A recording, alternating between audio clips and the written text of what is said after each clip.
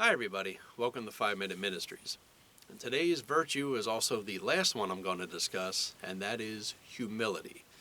Now, according to Google, humility is a modest or low view of one's own importance. However, there is a biblical definition as well, not thinking of yourself more highly than you should. Now, humility is very important, and I put it last because really, without humility, the other virtues are no longer virtuous. People engage in the other virtues all the time. They express them and they try to be those things.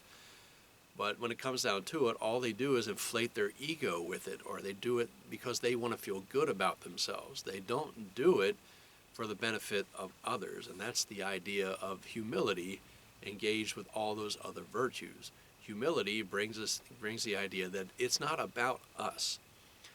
Because if you're not humble when it comes to the other virtues, it's easy to become self-righteous and have an attitude of superiority over everybody else. So look what I am, look what I do. I don't do what that person does, and that person's no good, and that person doesn't measure up, and you have all these criticisms against everybody else because you have moral standings that are superior to everybody else.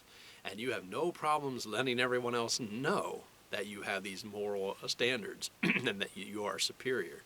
And it turns people away from not only you, turns people away from God himself. Now, why are we not humble? I come up with two reasons, and these are the only reasons really that you need. One, we crave recognition. We want to be recognized and honored for the things that we do. Now, there's nothing wrong with that. The problem is when that's what we're living for, when we're upset when we don't get the recognition we think we deserve. And then that's when it becomes a problem. We're not humbling ourselves then. We're demanding that people honor us. And we are not humble because we are full of pride. We not only want recognition, we think we deserve it. Now, Jesus addressed this in Luke 14, verses 8 through 9. He tells the parable of being invited to a wedding. He said, when you are invited to a wedding, don't take the seat of honor, because someone more important than you or better than you will come along, and then you will have to take the very last seat. But take a lower seat so someone will honor you and say, no, you don't belong here, you belong higher up. And then that person will move you. Yeah, we are not to necessarily place ourselves and determine our own importance. So how can we be humble? Well, first of all, let your accomplishments speak for themselves.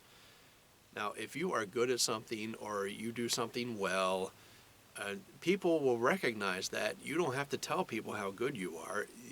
What you do and who you are will show through, and people will recognize that, even if they don't tell you all the time. Another way to be humble is to obey authority. We are to submit ourselves to authority according to the Bible, Ephesians 6, 5 and 6. We're to make sure if someone is in charge of us or over us, we do what that person says. We don't stand up and we don't get in their face. We don't go out of our way to disagree with them or say, well, I have a better way and I'm doing it the way I want to do it. That's not humility. And it causes a lot of problems. And in a lot of cases, it gets us fired. We can be humble by enjoying compliments without inflating our ego. There's nothing wrong with being complimented. There's nothing wrong with people appreciating what you do.